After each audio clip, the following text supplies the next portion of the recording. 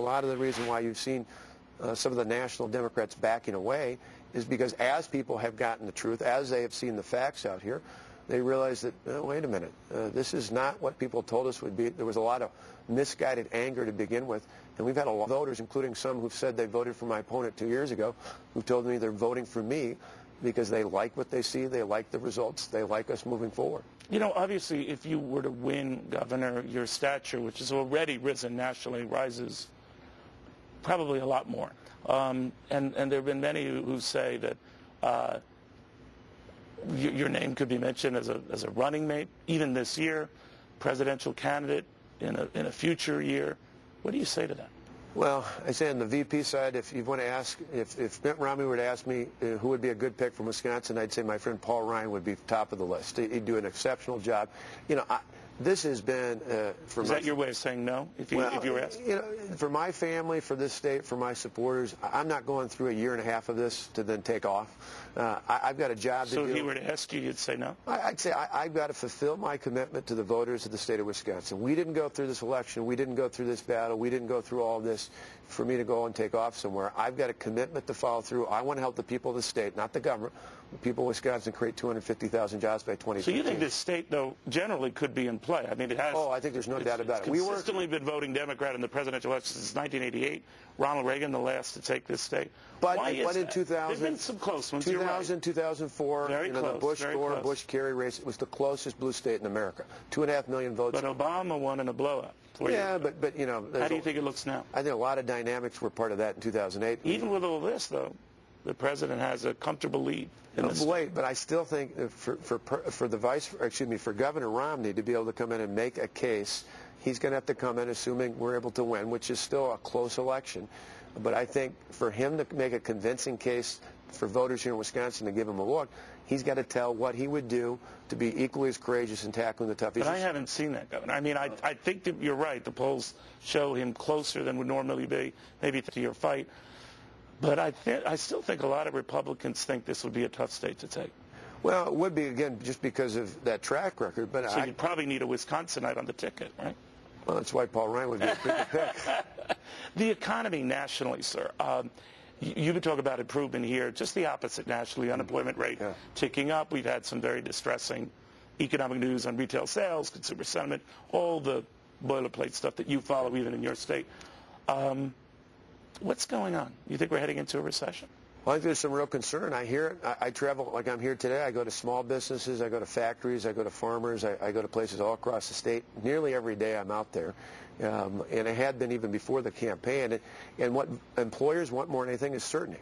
They don't see certainty out there. And I think what would be certainty to you? What would they need to get off the dime and start spending their dimes, the trillions they hold in cash, that they're not spending? Well, in Wisconsin, we said the recall is a part of it. You get past that. I think the same thing in this month in June. If we saw something from the United States Supreme Court that pulled back on the federal health care mandate, a lot of employers out there tell me they're very concerned about what Obamacare means to them. Yeah, but some of them say you have to go further than just kill the mandate. You have to kill the whole thing. Oh, I think you're right. I think that's why it's not only what happens in the Supreme Court, but then ultimately what happens in the presidential race, U.S. Senate races like the one we have here in Wisconsin. And the other big thing is I think if you were to remove the concern over Obamacare, I believe the decision over health care should be made by families, by employers, by individuals at the local level, not by the federal government and not even necessarily by the state government. I think that would be helpful. I think they got to rein in the EPA, which is out of control for a lot of small businesses. I think they got to rein in the Department of Labor, which I think puts up unnecessary barriers out there. Those are things that have no cost. And the other thing I would do if I was in a position at the national level is do more to put more money back in the hands of consumers and entrepreneurs. So the Bush tax rates that it all expired this year, what would you do? Well, I'd look back even further than that. I look back to August of 1981 when President Reagan out at the ranch signed into effect the Economic Stimulus Act of 1981. You could look at the slashing of the marginal tax rate they did back then, put more money back in the hands of small businesses, more money back in the hands of entrepreneurs, more money back in the hands of Americans. You do something like that gives them a sense of I think if you really want a stimulus, we saw the longest sustained economic peacetime economic growth in American history during that time frame. Democrats say that's where all the deficits started, too. Well, the deficit started because after that they didn't do anything to rein in government spending. That's what happened a year or two after that, as you saw. And remember, in '82, the unemployment rate was higher than it's been even during this recession. People forget that. They talk about it as though this is the worst ever. No, it was worse off in 1982. And we saw the success of that act at the end of '81, once it was fully enacted throughout '82. By the middle of the '80s, back when I was still a kid, I can remember, though, I was inspired, just like Paul Ryan and others were, to go into public service because we saw the eternal optimism that President Reagan had. So you don't think our hands are tied? Unlike then, of course, President Reagan didn't have the deficits that we do now going into that. Now we do. And many argue that David Stockman, for example, Ronald Reagan's former budget director, said there isn't the financial ability to do that. Well, but again, that's if you have a no-growth mindset. To me, I talked to Dr. Laffer a lot, who was a part of the Laffer curve, part of Ronald Reagan's impetus even for running and enacting that tax cut. If you have a pro-growth agenda, which I think we've got to grow, not only for fixing the budgetary issues, if we want to continue to be the leader of the free world a generation out, we've got to pick up GDP growth, and you don't do that the way we've been doing. Governor? What about the rap that maybe America's best days are gone? Oh, I don't buy that. China's ruling the roost, that our GDP as a percentage of our population, we fall at number 7. Think back in the 80s. The same economists back then who projected out that Germany and Japan were going to overtake the United States a generation later are wrong. That's because we inspired entrepreneurs, the Bill Gates, the Steve Jobs, all of those folks who said, you know what, we're going to be innovators, we're going to move this country forward, we're going to move our businesses forward. That's precisely why you've got to put more money back in the hands, particularly small businesses who have big dreams about growing out there. You can't do that by stifling it through a tax code that's too high. You can't do that by stifling entrepreneurs and innovators. So your cure, largely, are lower taxes. So when you hear taxes, Bill Clinton, regulation, litigation, yeah. Understood, sir. When Bill Clinton was here the other day, and Barack Obama nationally, he hasn't been here, as you said, they said that's just the same old dog, the same old tricks. That's all Republicans have. Well, we see it work. Well, why would you need to change something if it works? Well, because the president says with George Bush, it led to what ultimately would be a meltdown. Well, again, part of the reason why is, and at the end of that tenure, I don't think enough was done to rein in spending. You got to do two hand in hand.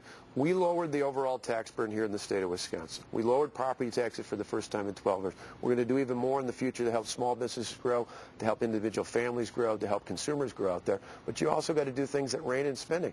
They're not doing enough of that in Washington. That's been driven by Democrats, but a lot of Republicans, unfortunately, in the past have been party to that as well. I think Americans, just like they do in here in Wisconsin, want us to have a balanced, reasonable approach.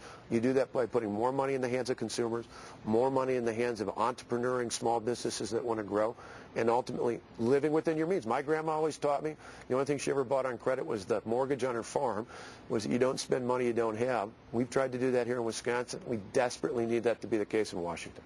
Governor, finally, I know you have a very crazy schedule today. I just want to get your sense of, if you survive this and win this and take this,